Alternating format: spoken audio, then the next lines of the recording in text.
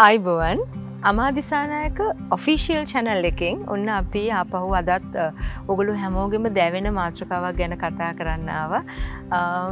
එක ටිකක් වැඩිහිටි මාතෘකාවක් වගේ දැනේ. හැබැයි ගොඩක් අයට දැනෙන ගැටලුවක් මේ අනියම් සම්බන්ධතා. අනියම් සම්බන්ධතා ඇති වෙන්නේ ඇයි? මගේ නෝනා පිට ගියා, මගේ මහත්තයා පිට ගියා.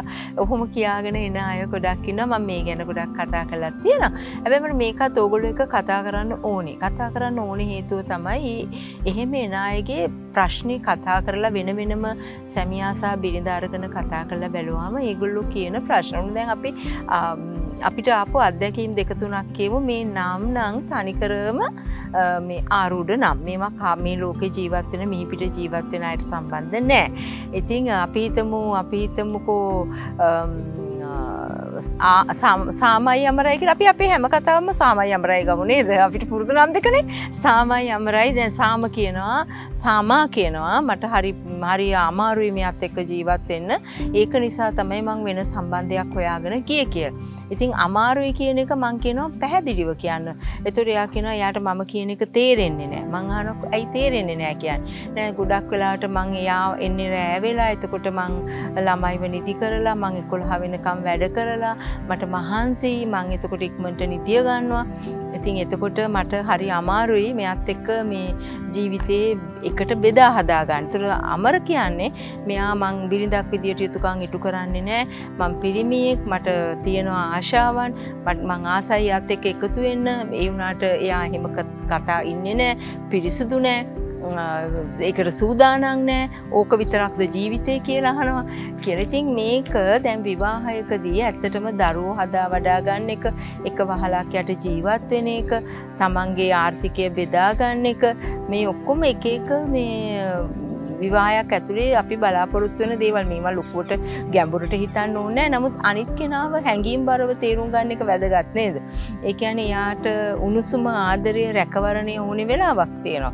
ඒක ගෑනුද පිරිමිද කියලා නෑ. ඕන කෙනෙක් ආසයි ස්පර්ශයට, මේ ස්පර්ශයට. අපි කොච්චර වැන්නත් ඔය ස්පා වලට එහෙම ගොඩක් අය යන්නේ ඒකින්ද. මොකද නෝනා ගොඩක් කල් යාව අත ගාලාවත්, අතින් අල්ලලාවත්, මූණ ඉඹලාවත්, ඔළුව අත ගාලාවත් මුකුත් කරලා නැහැ. එතකොට ඉතින් එයා හිතනවා මේක මුදලට සපයන තැනකට හරි යන්න ඕනේ කියලා. ඒක හරි කියලා නෙවෙයි මම කියන්නේ. හැබැයි පිට යන්නේ ඇයි කියන එක තේරුම් ගන්න බෑ. මොකද විවාහ වෙනකොට අපි ඒ කියන සුන්දර කතා එකක්වත් මතක තියෙන්නේ නැහැ අප්පා. මේ ටිකක් වෙලා විවාහ වෙලා ගියාට පස්සේ ඉතින් ඔය ගොඩක් කතාවක් තියෙනවා. මම දැක්ක මට මේ ළඟදී කෙනෙක් කියවලා තිබ්බා මේ එක සත්තුන්ට ඇස් ඇරෙන කාලවල. පූසට ඇස් ඇරෙන්නේ දවස් 2-3 ගියාට පස්සේ, බලු පැටවුන්ට ඇස් ඇරෙන්නේ ටික දවසක් ගියාට පස්සේ, එළු පැටවුණන් ඉපදිලා පැය 2කට පස්සේ, මිනිස්සුන්ට ඇස් ඇරෙන්නේ කසාද බැන්දට පස්සේ කියලා. ඉතින් ඒක දැක්කම එතනට තනියෙන් ඉනත් ගියා. කියන්නේ ඉතින් ඒක පිරිමින්ව සුද්ධ කරන්න කියන කතාවක් නෙමෙයි. ගොඩක් අය හිතනවා මම පිරිමි පැත්තට විතරයි කතා කරන්නේ, මම පිරිමින්ට විතරයි අහුම්කම් දෙන්නේ කියලා. එහෙම එකක් නෑ. හැබැයි ඕගොල්ලෝ මං ඉන්න තත්ත්වෙ හිටියා නම්, මගේ සායනයට එන යන අය දිහා දැක්කා නම් ඇත්තටම පිරිමින්ට කියන්න ගොඩාක් ලොකු කතන්දර තියෙනවා. ඒගොල්ලෝ ඒ කතන්දර කියන්නේ නැතුව හිර කරගෙන ඉඳලා බැරි තැන සමහර තැන්වල මැරිලා යනවා, සමහර තැන්වල සියදිවි හානි කරගන්නවා, සමහර තැන්වල ලෙඩ වෙනවා. ඉතින් මේ දෙන්නට කතා කරලා මේ විසඳ ගන්න පුළුවන් ප්‍රශ්න තමයි ගොඩක් තියෙන්නේ ඇත්තටම. ඉතින් අපි හිතමුකෝ විවාහයක එක දෙයක් තෘප්තිමත් කායික සම්බන්ධතා. මේ ඒක තෘප්තිමත් කායික සම්බන්ධතාවයක් අපිට කාටවත් උගන්වන්න බෑ.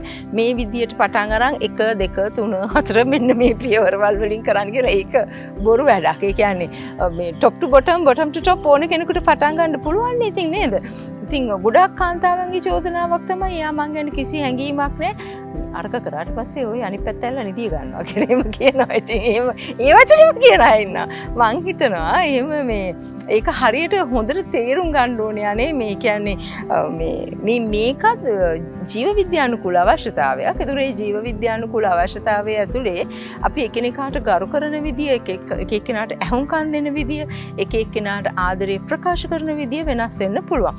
ඉතින් මං කලින් වැඩසටහනෙත් කිව්වා වගේ පුද්ගලික ප්‍රශ්න තියෙනවා නම් මේ අමාදි දිසානායක ඔෆිෂියල් පේජ් එකේ FB පේජ් එකේ ඔයගලන්ට ඉන්බොක්ස් කරන්න පුළුවන් මේ WhatsApp නම්බර් එකට ඔයගලන්ගේ ප්‍රශ්න දාන්න පුළුවන්. අපි අනිවාර්යෙන් ඒවට උත්තර දෙනවා. සතියක් විතර යයි හැබැයි ඒත් අපි උත්තර දෙනවා. ඉතින් දිගෝ ප්‍රශ්න අහන්න එපා. අවුරුදු මං විවාහ වෙලා අවුරුදු 40ක් කියලා හනිමූන් ආපු දවසින් ඉඳන්ම රැන් රැට ප්‍රශ්න මේකට දාන්න එපා.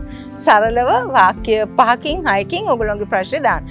නම නම් නොදැම්මත් කමක් නැහැ. හැබැයි ඒකට අපි උත්තර දෙනවා. මම ඊළඟට ඕගොල්ලන්ට කියන්න ඕනේ මේ අපි මේ ජීවත් වෙන කෙටි කාලේ හැමදාම කියන වගේ අපි සතුටින් ඉමු. අනිත් කෙනාවත් සතුටින් තියමු. අපි වටේ ඉන්න අයත් සතුටින් තියමු. අද ගෙනියන්න දෙන පණිවිඩය මොකක්ද? මේ ලෝකේ හොඳ මිනිස්සු කියලා කවුරුත් ඇත්තෙත් නැහැ, නරක මිනිස්සු කියලාත් ඇත්තෙත් නැහැ. හොඳ සහ නරක සම්මිශ්‍රණයක් මිනිස්සු තමයි තියෙන්නේ.